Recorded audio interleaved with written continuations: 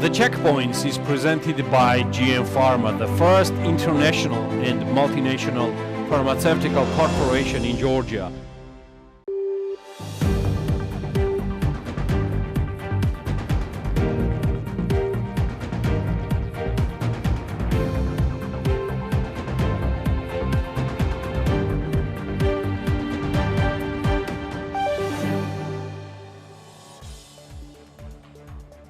Hello everybody and good evening.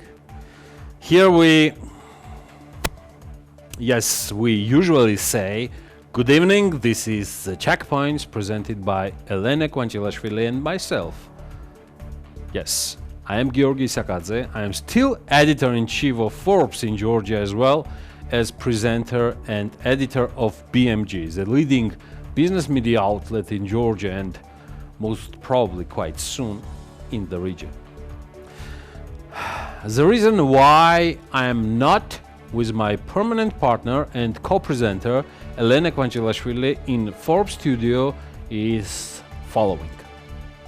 Yes, Elena still remains as our executive editor of Forbes Georgia, but we have jointly decided together with our producer-in-chief Anna Lapiashvili that I should more focus on reporting for the Checkpoints and the rest platforms of BMG, which is working on very important various media projects and also, yes, very important infrastructure project, which is and will be crucially important for BMG's further development in Georgia and regional-wise in the nearest few months. So, as a presenter, it is my last The Checkpoint show, and you are all aware about the reasons already. Another reason why our team has decided the following is the comeback of our senior reporter David Jalagonia from his long journey and practice in the United States, already as a US green card owner. So BMG is happy to greet David as a co-presenter of the Checkpoints together with Elena, and I think that the staff change, the presenter change for the Checkpoint, will be very much appreciated and supported by our followers and viewers, and thanks so much for the support of our team faced after the very first air of the Checkpoints. I'm not saying goodbye, just welcome Elena and David, and please remember these names. They have moved me from the position of presenter to reporter. What can I do? That's life. I am so proud that together with the team we have a strong partnership with GM Pharma, an international pharmaceutical company based in Georgia, manufacturing medicines not only in Georgia but also in other countries across the globe. GM Pharma is a leading manufacturer and #1 pharmaceutical company on the Georgian market, and I am so much happy to host them as supporters and sponsors and presenters of the only existing business video news in English. Many thanks to our partners and welcome GM Pharma. You will hear much more about them in the nearest weeks. And finally, please welcome the Checkpoints with Elena Kvantilashvili and David Jalagonia. Good luck to all of us, and don't forget to follow us on BMG and Forbes Georgia. Thank you, Georgi, for taking the lead today with this introduction. I do hope that the Checkpoints will develop further, and it is impossible not to happen so, since David Jalagonia is joining the team and me to anchor the only business program in English. Thank you for not going anywhere and supporting us in a free ride. Thank you, Georgi and Elena, for letting me use this platform for not only our Georgian audience, but for our friends all around the world. You sure are welcome, sir. And after so many thank yous then, I think it is high time to start our program. Here are the headlines. The state spent almost 96 million on the purchase of COVID-19 vaccines. The document 2021 budget performance report reflects expenditures incurred in first half of this year. In August 2021, Georgia's foreign exchange reserves increased by USD 244 million compared to the previous month and exceeded USD 4 billion again. This time, according to the report of the National Bank of Georgia, the main reason for the increase in foreign exchange reserves was that Georgia received 202 million SDRs, equivalent to about USD 286 million from the International Monetary Fund, the IMF. The partnership fund might be financed from the budget. Draft plan of the autumn season approved by the Bureau of the Parliament of Georgia reveals that amendment should be made to the Georgian legislation, which is conditioned due to the reforms that should be made to the partnership fund. The Ministry of Economy and Sustainable Development will prepare a package of legislative amendments due to the need for an underground gas storage project. The initiative aims to create an appropriate legal basis for the construction and operation of an underground gas storage facility, whatever the purpose of the above-mentioned gas storage project will be outside the area of the licensed block. The plan reads: Parliament of Georgia to adopt a law on mortgage bonds. After the adoption of the new law, commercial banks will be able to issue bonds secured with mortgage loans, which will increase the volume of liquid products on the local asset market. The main number of the week was definitely that of FDI. Official statistics tell us that foreign direct investments of 366 million USD were made in Georgia, down by 11% year on year. According to Geostat, the largest decline in FDI was in tourism, construction, communication, and the mining industry. On the contrary, the largest share of FDI was registered in the financial sector, the energy sector, followed by the manufacturing sector. Here is a voice of the business community on the general trends of FDI. I do think that pandemic gives a lot of opportunities, especially small-sized countries, because it's easier to manage the pandemic. And I truly hope that in case of managing well our country, it gives an additional opportunities to attract tourists that has not considered before to come to Georgia. And we do see a lot of newcomers in our country who have discovered Georgia during pandemic, and that creates also a huge opportunity for companies who were not considering investing in our country. Our country has to strategize in two directions. One, to enhance already existing industries, such as, again, hospitality, retail, and attract as many new investors, both locals and foreigners. And on the other hand, build up an infrastructure for the new ideas, because we need new business people, we need new faces, we need younger generation to start growing and to start establishing new companies. And this is not all we have to say about the FDI trend in Georgia. Today we will focus your attention more in detail about the energy sector, since this is the sector currently under major reform. On to you, David. That's right. As always, I'm staying focused on the energy sector, and we know that this year has been especially difficult for this field because of problems connected with the Namakwani hydropower project. Besides, there are many challenges regarding reforms in the Georgian energy market that you have also mentioned, Elena, and that's why investments in this field are still coming down. Let's take a look together at what the business sector has to say. Foreign direct investments in the energy sector of Georgia amounted to 107 million USD during the first part of this year, shows the National Statistics Office of Georgia. This is 13 times more compared to the same period of last year, but by 33% less than the first half of 2019. When it comes to the investment climate in Georgia, energy expert Murman Margvelashvili mentions that one of the main challenges in this field is lack of strategic view from the government side. We are getting substantial help of international community, including Energy Community Secretariat, including International Energy Agency, and some other donors and IFIs, and effort should be applied to develop a real USAID also, to develop workable, strategically well thought, sound, evidence-based strategy. meaning not only a document, but working groups, people who are thinking strategically. Another player of the Georgian energy sector is Georgi Abramishvili.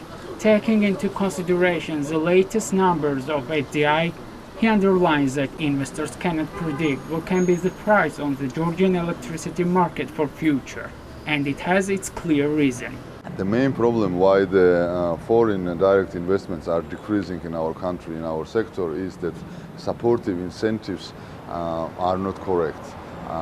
Because the so-called feed-in tariffs or PPA approach was cancelled like 3 years ago, and the new incentive which was introduced last year is based on the market price, on the deregulated markets, but the market was not deregulated yet. All these problems are familiar for Levan Vakhtang, CEO of the Business Association of Georgia. He says that without an energy policy document, it will be hard for foreign companies to invest in our country. If we have no strategy, if we have no, future view about the model of development of energy industry, then there is a problem with investors, because investors should invest in energy field for 20, 30, 40 years, and that's why that is very long-term investment.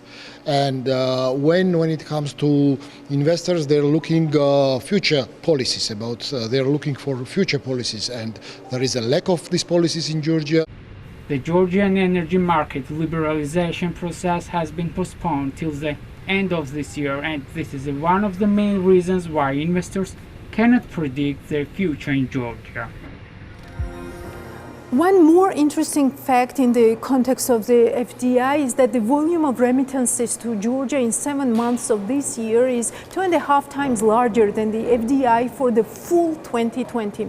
Recently, ISIS's chair, Fady Asly, Facebook post caught my eye on the reasons why remittances have grown in Georgia. On this and more, the Checkpoints recorded an interview with Fady Asly on the premises of the International Chamber of Commerce that we can watch right now. Mr. Asly, thank you for being with us and taking our questions. The Checkpoints is starting its new season. So what's new at this point, and do you believe that Georgia's economy has reached the boiling point and it's on the recovery track? The economy is surviving. Many businesses are in a very difficult situation. Of course, all businesses that are linked to tourism and hotel business, they're struggling a lot. A lot of businesses are on the verge of bankruptcy, but they're not talking about it because they're scared to speak. Then the banks would be scared and their credit lines would stop. We are in a very, very difficult position, and the Prime Minister knows it very well, better than me, better than you, better than anyone else. They know where they are heading in spring. Once the vaccination wave will be over and people would calm down a little from the coronavirus, then they will wake up, like after being drunk, and they will realize in what difficult economic situation we are and where poverty has taken them. You know, more than 250,000 people have lost their jobs totally. Thousands of people have left Georgia to work abroad. Inflation is rampant. People cannot survive with their salaries anymore. So what economy and what boiling? No very little foreign investments, almost inexistent. Georgia is doing very bad foreign investment-wise compared to other countries. So this two-digit economic growth in 6 months is not unprecedented growth for you? Eleni, let's be pragmatic. Last year, we were on full lockdown. We had negative growth. What's a double-digit growth when we were in negative growth? It means absolutely nothing. We didn't even catch up. You know, if you have a pizzeria and you need to sell 100 pizzas a day to break even, and last year, because of the lockdown, you sold 10 pizzas. And this year you are selling 20 pizzas, you increase by 100%. So if the government was running the pizzeria, that would have made a big victory, that we increased by 100%, but we still need 80% to break even. And it's exactly the same with the economic growth. So this is one point, the base effect. What about inflation? We often hear that inflation devours economic growth, whatever we have, but then the government says that this is an inaccurate judgment because the real growth excludes the effect of inflation. Look, you know that Pikria, my cleaning lady, she knows more about inflation than the governor of the National Bank, the Minister of Finance, and the Prime Minister. Every day she comes crying that I used to buy the chicken at 15 lari, now it's 25. I used to buy the eggs at this price, I used to buy the, okay. Inflation eats economic growth. And once you calculate the economic growth, to assess your purchasing power, you have to remove the inflation out of it. The year before, because of the devaluation of the lari, because the lari devalued in 2020 and in 2019, the economic growth figures were still normal in 2019 and 2018 compared to the year before because of the devaluation of the lari. So in lari, we were showing economic growth. In dollar, we were not having any growth. Now the lari didn't devalue compared to last year. And now the reality is showing, okay? That's why inflation is eating up, because it is catching up with the stabilization of the lari. The volume of remittances that you also mentioned in Georgia in 7 months of 2021 is 2.5 times larger than the FDI for the whole 2020. What does this say about the state of Georgia's economy? This means, first of all, that we had a very low FDI to start with. And then this means three things. It means that more people are leaving Georgia, young people, from the productive force of Georgia, the educated, the young, who can build the country. They're leaving, they're going abroad, and they're transferring money to their families. This is one. Two, you have about 250,000 people who lost their jobs.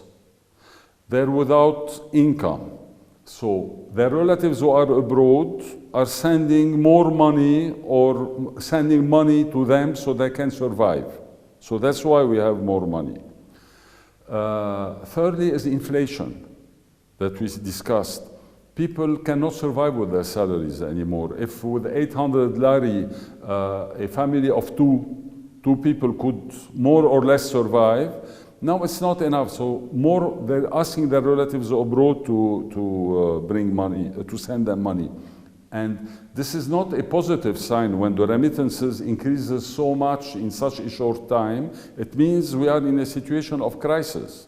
Yeah, it might have not been such a big problem if these people abroad had high wages, or, for example, they were employed at some, say, technology companies, right? That's one part. And on the other side, we see that higher dependency on such transfers than in Georgia is only among the poorest countries, developing countries and post-Soviet countries. Can such growth be sustainable in the long run? I'll tell you, as I mentioned it before in one of my posts, you know, a brain drain is the weapons of dictators and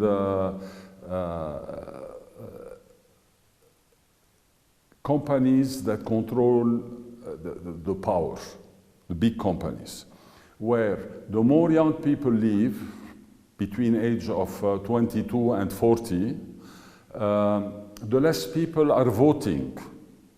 So they cannot vote for a change. So this gives the dictators more control over their country. So this is one point. The second point, the money that is transferred by those people to their families here is used by the families to pay for utilities, for medicines, for food, like the first necessities of any family. And usually in such countries, including in Georgia, this line of products are controlled by people who are close to the government, who are in the decision-making process. So it consolidates their power over the corrupt system. And this is a real problem. What could change such a system? You need a new government with a new mentality, with a new direction. You need to bring foreign investments in the country that create jobs. Otherwise, it will never change. And I will even give you a very updated example. You know that the Ministry of Interior has instructed Turkish Airlines to prohibit any Iranian from boarding their plane in Istanbul, which is a blanket cover over Iranians who are by law entitled to come to Georgia without visa, who are neighbors, who have money. A lot of them, you know, they are in the opposition to in their own country, and they want to escape and they want to invest in Georgia. So you cannot do this as a government. You cannot defraud the foreign investors. You cannot prohibit them from boarding planes, giving unofficial instructions to airlines, verbal instructions. They refuse to give written. I have all the documents. I have letters regarding this matter. So unless we have $4 or $5 billion of foreign investment, which is doable for Georgia, I mean, if it changes its policy, we can never create jobs. Georgian Dream refused 75 million euro from the EU, stating that the economy needed no more debt in this situation. But we know in reality that it was EU that refused the loan to Georgia because the ruling party did not commit to the main and very important reform, and that's judicial reform. What implications might this have for Georgia? Look, first of all, it was a big lie because, of course, as you said it's the EU who doesn't want to give the money, but the government were faster than the official statement of the EU, which was very childish and very unprofessional. So this is one. Then you cannot deal with the EU like someone would deal with their friends or with their neighbor or with their partner. This is the countries. It's the European Union or the United States. You don't humiliate your major partners. At a time you need them more than ever because we know how much money EBRD is putting in the country, how much money the European Investment Bank is putting in the country, and the German banks, and the EU as an institution, and humiliate them and showing them that you don't need the money, when 2 days later you receive $283 million loan from the IMF. So why didn't they refuse it? A small country like Georgia trying to humiliate the EU, I mean, what do you think, this will be forgotten? Of course not. Now, whenever Georgia will need the EU, they will smile very politely. So you think that's what we get in 2024 when we apply for the membership, as the Prime Minister of Georgia says? Listen, look, if they continue like this, my great-grandchildren would have died a long time before we become members of the EU, if we continue with those policies. Since we mentioned IMF, do you think Georgia will get another IMF program, because that's what we are waiting for by the end of this year? Because if we look at this refusal, this means one thing is that we do not need debt, but also that indirectly means that we do not need any support in our reform agenda, right? And that's the whole mandate of the IMF. Listen, let me tell you, I heard Irakli Kovzanadze, the chairman of the Budget and Finance Committee in Parliament, in an interview with your TV, who was saying that it was their commission that identified the need to borrow those 150 million, and it was earmarked for the budget of this year and the budget of next year, and Georgia needs it. We borrowed more than 60% of our GDP, and we need to service the debt. In a situation where we don't have FDI, where we only are surviving on borrowing foreign currency to stabilize our lari. This is what's happening. Exports, they didn't increase that much to sustain the economy. What remains? Tourism this year will get 1/3 of what we got in 2019, which is not enough to sustain us, the balance of payment. So what are they going to do? They need to borrow money for it. And the only way would be to artificially sustain the lari, so the ratio of the GDP would increase, so they can borrow more money. So they will strengthen the lari, so in dollar, we can borrow more money. So probably this is the strategy that they will be following. Do you, as a businessman, as the head of the International Chamber of Commerce, feel at ease in Georgia? Because that's what PM said, that he is proud that the business community is calming down. Listen, maybe he's speaking to the businesses that are partners with them, but he's definitely not speaking for the business community at large.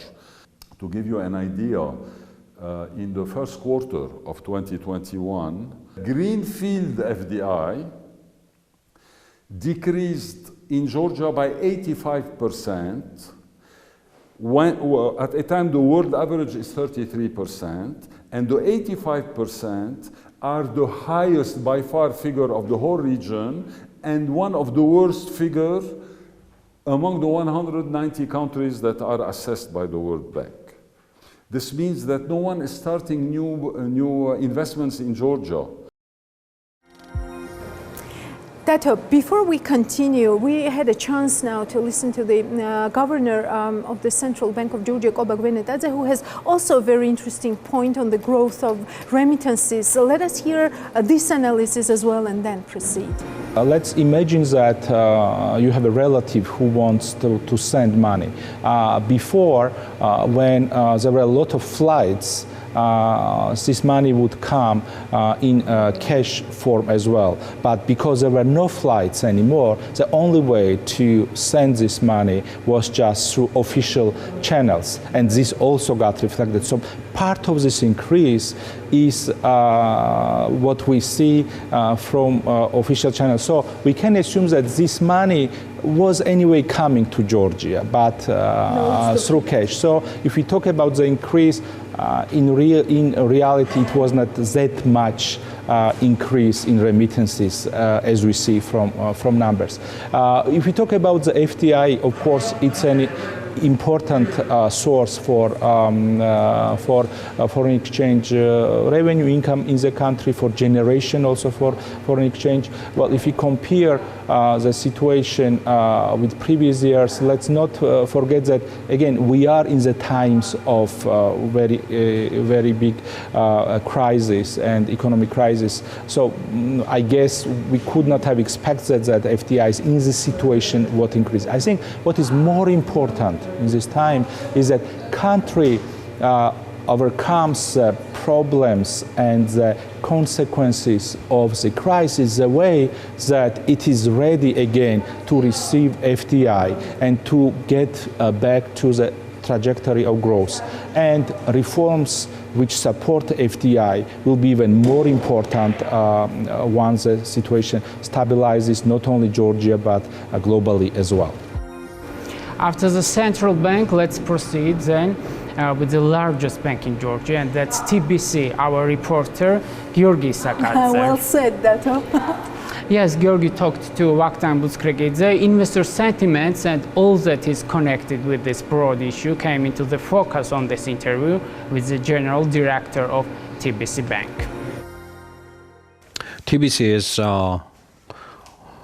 one of few Georgian companies listed on the London Stock Exchange.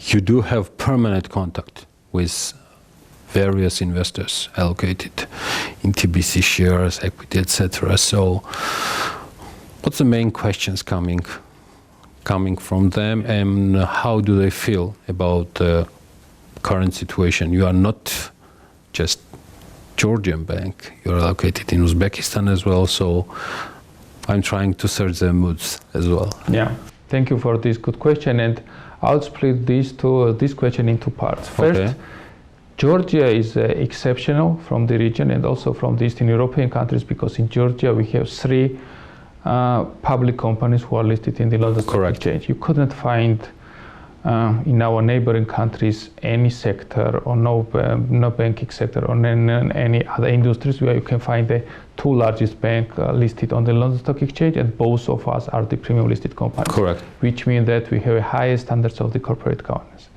This is the first. Second, I think investors. So investors are very important not only for TBC but for Georgia, because in Georgia last 30 years we are developing market economy, and without investors, without FDIs, our country could not have a future. And what we see, and time to time, trends and the questions are different from the investors. And now I'll try to explain what kind of questions we are getting last 1 month and what kind nowadays, what kind of interest do they have. First of all, as you know, in 3 weeks' time we will have a municipality elections, and we have a political noise. And the first question which we are getting from the investors, guys, what is happening in Georgia, how the elections will go, and what kind of results. So we are trying to explain that all the major political parties are Western oriented. All of them are for the integration. So this is the main answer we are trying to explain to the investors. Second questions we are getting about the COVID, and we are trying to explain, unfortunately, cases were increased in August, but today, last week, we have a very good, not very good, but good trends. And government had a very ambitious plans to have a vaccination up to 2 million citizens before the end of this year. So this is the second. Third, I think the challenge in the short term for this year is inflation, which went up to closer to 13%. But we believe that is a temporary issue, and from the next year we will see different trends, and the inflation will go down to the targeted, closer to targeted rate to 3 to 4%. And you expect it by 2022, yeah? Probably at the end of the next year we will see 3 to 4%. So this is the main questions and main interest we see. What kind of questions we are getting from the investors. What about Uzbekistan? Is Uzbekistan still among the questions coming from your investors and shareholders? You see, Uzbekistan is a new venture, so you know that we began that business recently from the beginning of this year, and we have unbelievable results. I mean that if you look on the number of the customers, how we are growing our loans or the deposits, and what is important that in Georgia we are a bank who has all kinds of the businesses. I mean, beginning from the retail and ending by the corporate. But in Uzbekistan we are different institution. We have only mobile bank. Fully digital bank in Uzbekistan. So this is very interesting for the investors, and we are trying to explain that we are operating only mobile application, and we are adding hundreds of thousands new customers every month. Besides that, you're at the same time covering not only the capital of Uzbekistan anymore, you're covering around 10 major cities of Uzbekistan, and what I've heard, it's about 500 employees, what you have already. Yeah, you see, today you're right. So we are covering 10 largest cities in Uzbekistan, and we have a very ambitious plans before the end of this year to cover most of the medium and bigger cities in Uzbekistan. And you see, when I'm getting the pictures from these bigger cities, I remember TBC bank operations 15 years ago. In Georgia? You see, in Georgia, in TBC, you could not see the queues, very seldom. Yeah. But in Uzbekistan, in our service center, you see the huge queues which we had in Georgia, I think 2006, 2007. And people are standing in a queue just to open accounts, because by the law in Uzbekistan, just to register the individual citizen, it's necessary one time to sign the agreement. And for that... So you should be there in face. Yeah, just one time you have to come for the service center. And why they are standing in a queues every day? So it's the same situation we have what we had in TBC in Georgia 15 years ago. It remembered me that time, but the opportunities are huge in Uzbekistan. Vakhtang, over 500 TBCs that's in Uzbekistan, thousands already existing. team members of TBC here. Well, what the current update in regards of COVID-19? I remember our pre-last meeting maybe where you said that all this situation regarding COVID will not cause any problems in the field of cut of the staff and team members and things like that. You've been talking about stimulating them, etc.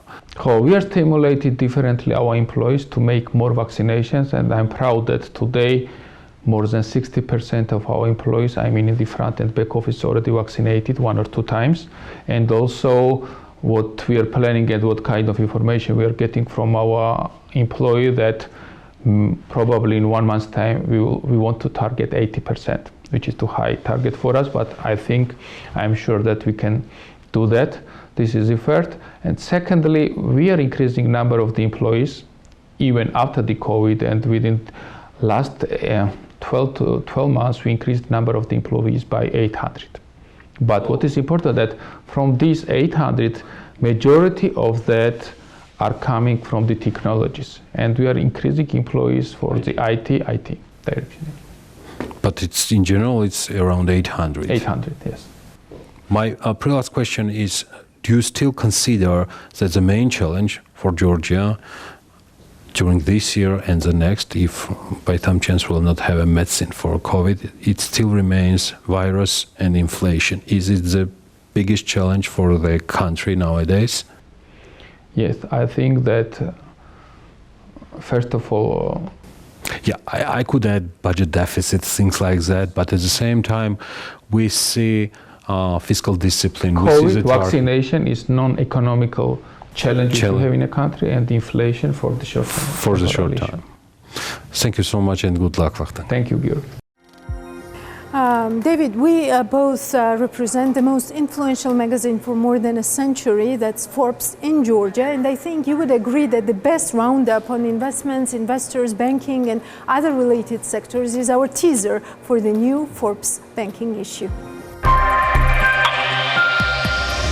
The main reason for the arrival of the Forbes Georgia crew at the Liberty Bank headquarters is Vasily and ambitious plans and goals set with his team, which has a specific name, New Liberty. What will New Liberty Bank be? What will they offer? And how will they adapt to the new reality? Find answers in the August-September issue of Forbes Banker, which is entirely devoted to the financial sector. What is the largest bank in the Caucasus? Authored by David Siramua, a new issue of Forbes Banker offers rankings of the largest banks in terms of assets. Despite the pandemic, the number of banks with assets in excess of $1 trillion has increased globally in 2020.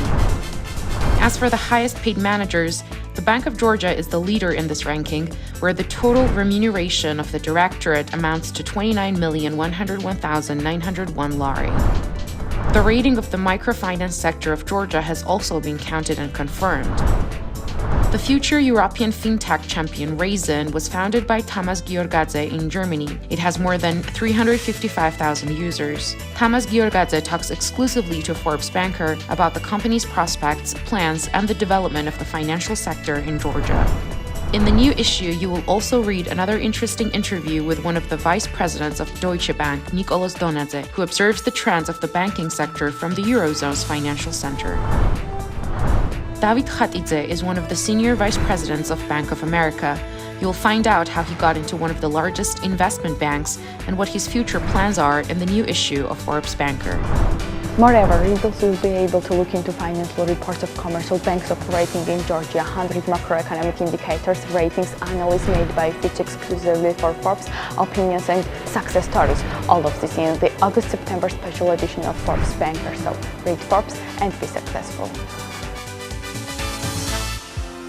Access to finance and expertise is crucial for our businesses to thrive on foreign markets as well. I think we can now turn to an industrial outlook, and our reporter Lika Gurabanidze will provide a full picture of the nuts market in Georgia. But before that, Dato, I would like to remind our viewers, and then you were not still part of this team, that we had this very interesting exclusive in the checkpoints when Kamil Blok updated us on its investment interest plans and projects in Georgia. You will see in a minute why this mentioning is relevant to the story that Liga will now tell for the checkpoints. Georgia's 2020 hazelnut yield amounted to 50,000 tons.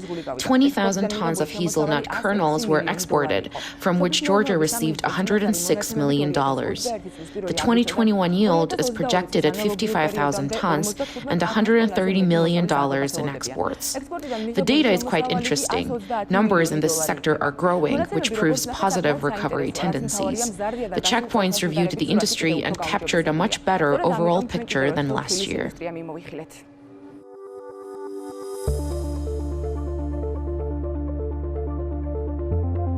The average cost of 1 kilogram of quality hazelnuts ranges from 6 to 7.5 lari. This is about 50 tetri more than last year's market price. Georgian Hazelnut Growers Association notes that the price of hazelnuts depends on the quality. For example, in the case of poor quality nuts, the price of 1 kilogram can be as much as 3 lari. This means that farmers who have not sprayed their gardens appropriately will have an unprofitable year. Were expectations regarding the quality of the hazelnut met this year? The chairman of the Executive Council of Georgian Hazelnut Growers Association says that the expectations have been met and more than 20% of the products received by farmers have already been exported. This year, the sector, especially in Western Georgia, has worked very well in terms of fertilizers. Farmers applied large amounts of fertilizers to the hazelnut orchards, which immediately yielded results and led to a quantitative increase in production. There is still a lot of work to be done. The sector saw that the stink bug problem is brought under full control. As for the businesses, according to the director of the hazelnut enterprise, HazelNut, located in Zugdidi, this year the hazelnut yield indicators are excellent. According to him, Georgian producers were allowed to produce high-quality hazelnuts and, as a result, earn a high income. There is a 20% increase in hazelnut yield globally. The same thing is happening in Georgia. The yield has increased. The quality of hazelnut is good. We can produce high-quality hazelnuts and work more on premium class hazelnuts. Nuts G, which was founded in 2012 and produces up to 1,000 tons of hazelnuts, says that farmers were hindered by bad weather during the harvest season and the process took some time to complete. But this did not create a problem and full delivery of products is expected to be completed in the near future. The company's plan for the current season is to process and export about 1,000 tons of products. Therefore, we expect probably more than $6 million in revenue due to the pricing policy. While reviewing the hazelnut industry, it is impossible to ignore one important news. Ferrero has sold parts of its hazelnut orchards in Georgia. BMG contacted local representatives of the company. However, they refrained from disclosing any information. The reason for the decision is reportedly the new policy of the parent company, which envisages the replacement of imported hazelnuts in the production of Ferrero with local harvest. We found out that Ferrero orchards were bought by Nuts Incorporated, which paid $18 million to purchase several hazelnut orchards and bought a total of 1,800 hectares. The company expects a yield of 600 to 700 tons in 2021. BMG will tell you more after the final results of the season are announced in the hazelnut industry. However, what we can tell you now is that the industry has finally solved the problem of stink bugs over the years by cooperating with various state departments and donors. What we also know for sure is that this year, 70,000 farmers involved in hazelnut exports will earn about 400 million lari.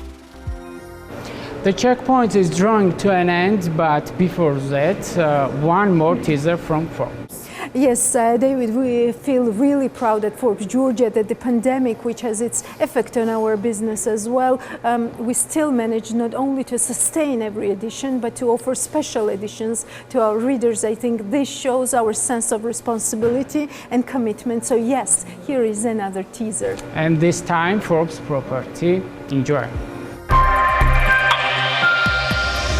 What is the size of the construction sector in Georgia? How many construction permits are issued in Georgia? How many billion is the turnover of this sector, and which banks finance the construction and development sectors? In short, everything we need to know about the largest contributors to GDP is answered in detail in a new issue of Forbes Property, which also counts and confirms the ratings of construction companies by the EBIT Group, and most importantly tells you about the new Centropolis in Batumi. Georgian company that won the 10 largest state tenders and spent more than 5 billion lari in a year. Who received the largest contracts and what will be built according to these contracts? What is the potential of Georgian real estate on the international map? Fady Tabatadze and Lika Kardava will discuss the topic. Lisi Topograph, a new western type of district, combines private houses on the shores of Lisi Lake. The details are provided by the project development consultant, Nino Apsanze. 13 completed residential buildings, 18 ongoing projects, and a plan to build more than 10 new homes and a brand hotel. These are the activities of Arki. This is why the interview, which was recorded with the founder Ilya Tsulaya, was headlined precisely, The Unstoppable Arki.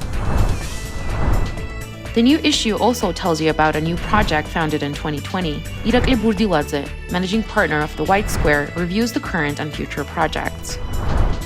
In the new issue, along with Forbes' successful young Georgians under 30, you will also be introduced to the construction sector in the Forbes list of billionaires. Combined, they have a fortune of $125 billion. You'll also read interesting tips for investors. In which areas will the investment be a prerequisite for profit, and what areas are not worth investing money in? So, read Forbes, a century-old guide to business and economy-related affairs. This is all for today. Great working with David again, and welcome you fully on board now. Thank you, Elena. We will meet every Sunday at 10 p.m. in the checkpoints. Before that, you have to follow us on bm.g and forbes.g. We will be leaving you off with Guillaume Moulard's very interesting feature, and see you on Sunday.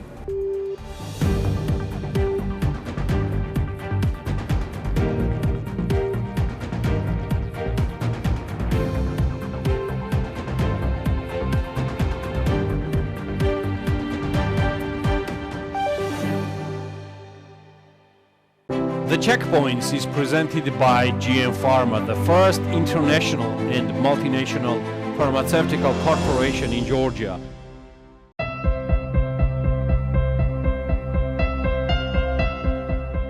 მოგესალმებით. Do you know these zero waste stores? Those shops aim to minimize the negative effects of consumption on the environment. We have observed those last years a real boom of this kind of places in Western Europe. But what is it exactly? I will take you to Zero Effect, the first environmental friendly shop in Tbilisi that opened 3 years ago.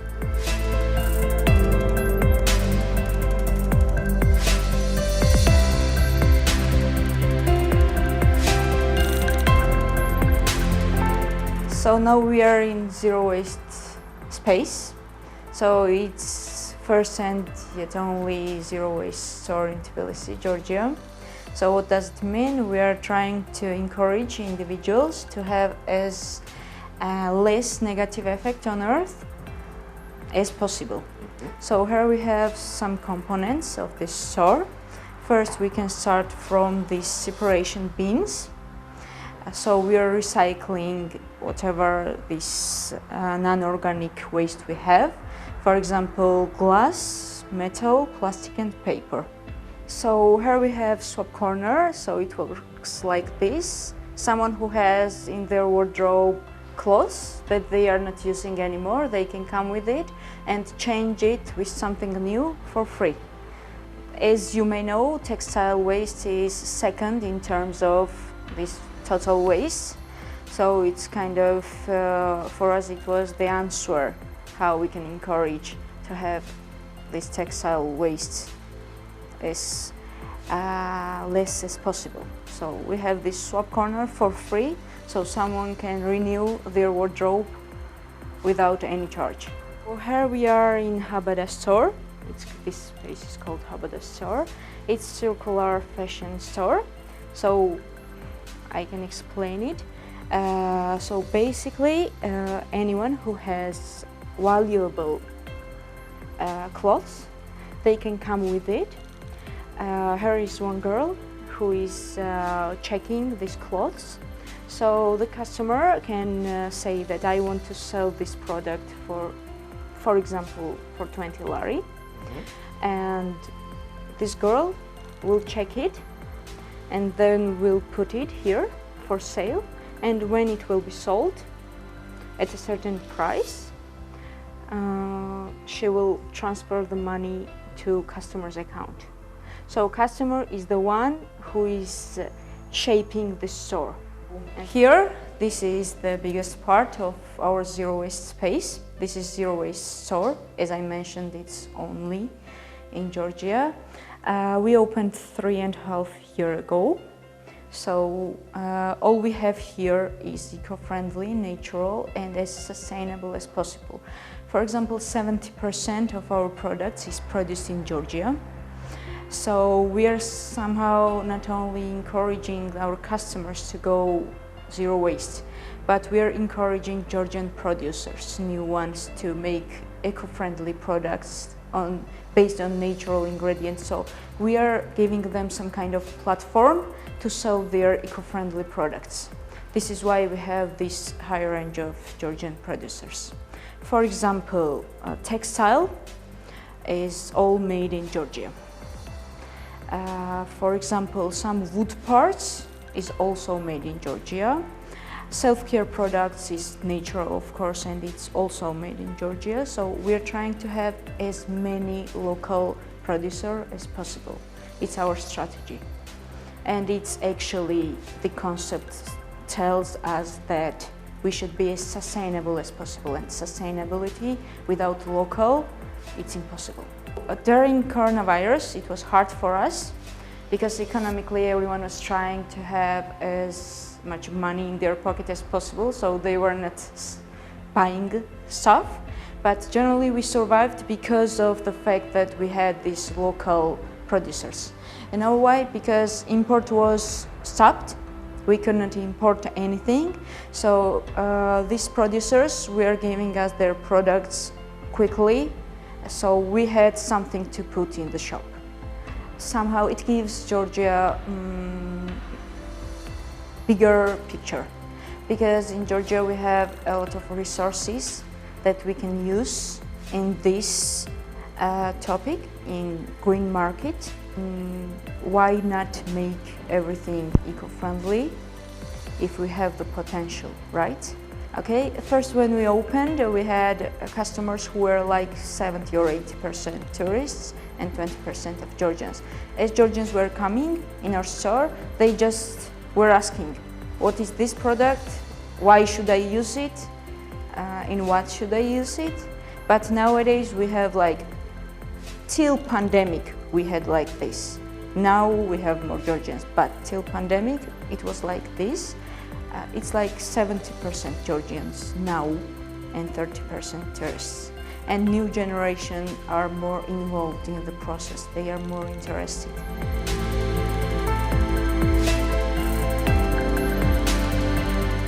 There is a planet Sapo where all animals live together, and these animals are soaps actually. This is our first character, Hippocrato.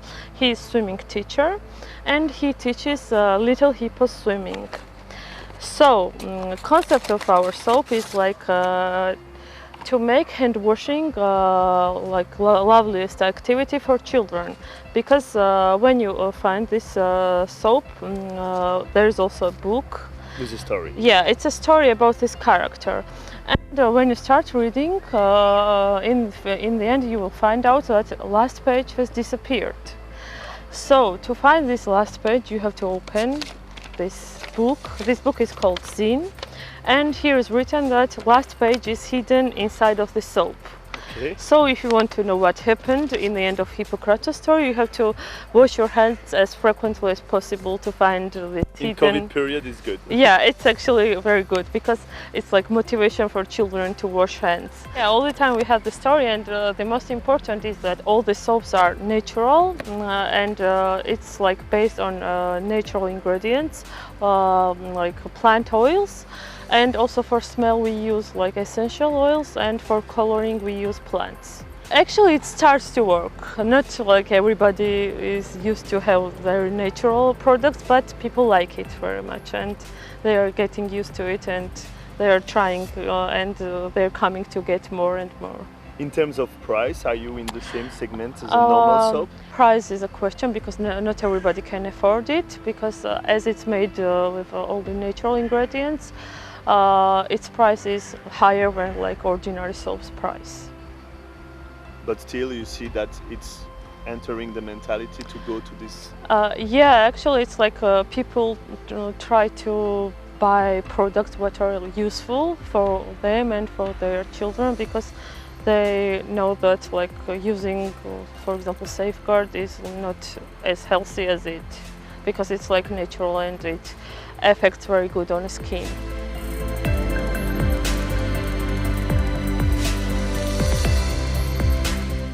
Ringo was founded by me and my best friend, my loyal friend Ringo, and in 2017.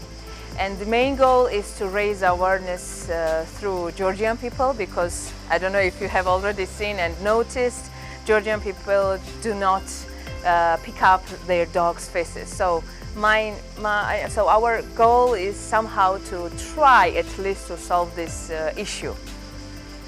I was inspired by our walkings. When I was walking with my dog, that was terrible to see so many dirty things, poops, let's say, into the streets. So there was no such a thing into the market. So I just started to think about the design and promoting it and distributing to the vet shops and some grooming salons for dogs and cats.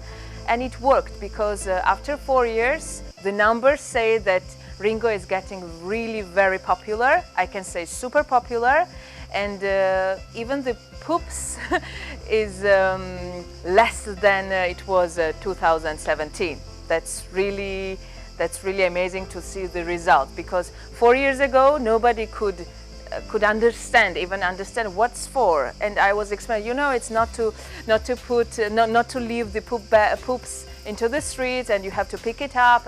And they were, oh come on, who cares about it? And now I say, oh yeah, I know Ringo. Oh, I know Ringo. And I'm happy. So I moved from Georgia for 4 years to Italy, where I have traveled a lot with my dog, to Switzerland, to France, to Europe, all the Europe I can say. And wherever we went, it's absolutely normal and must have accessories to have these poop bags in your pocket. Or in Switzerland, it was even free to take. So next to the trash box, you could find free poop bags, and you just had to pick it up and then throw away.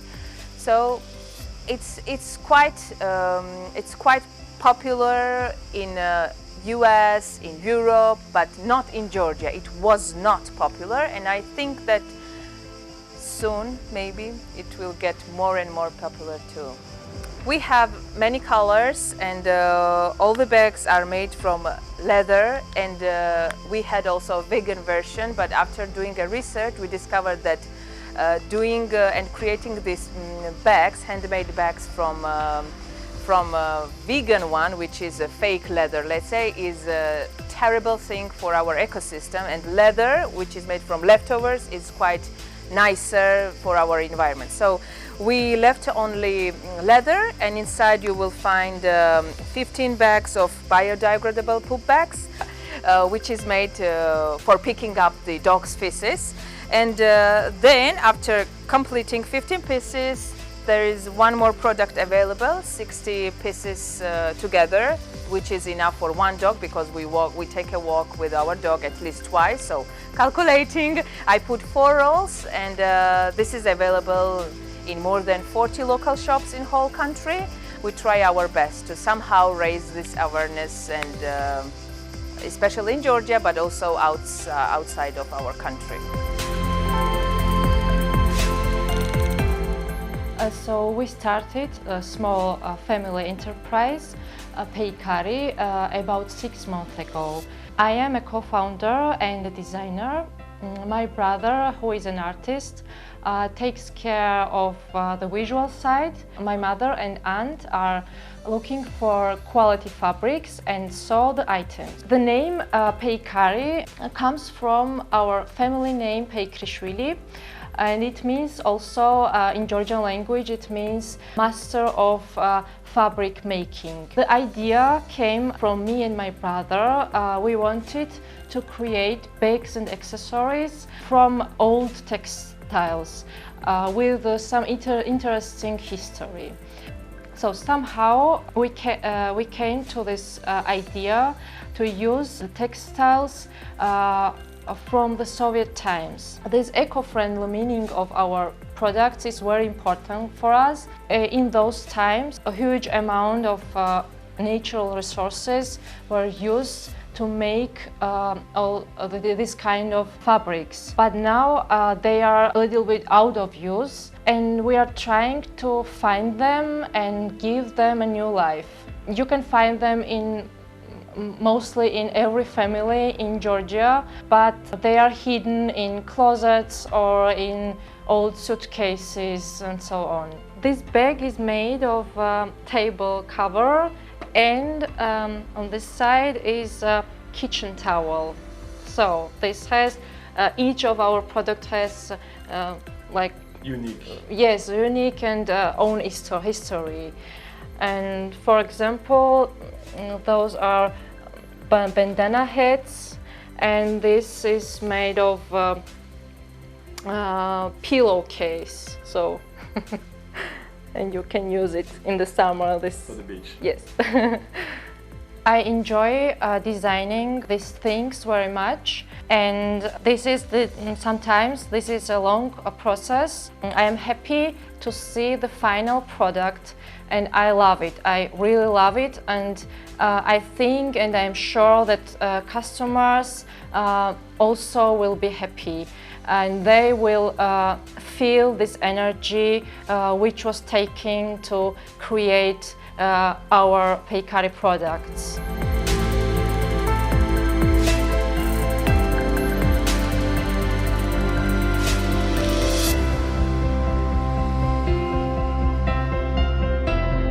You understood.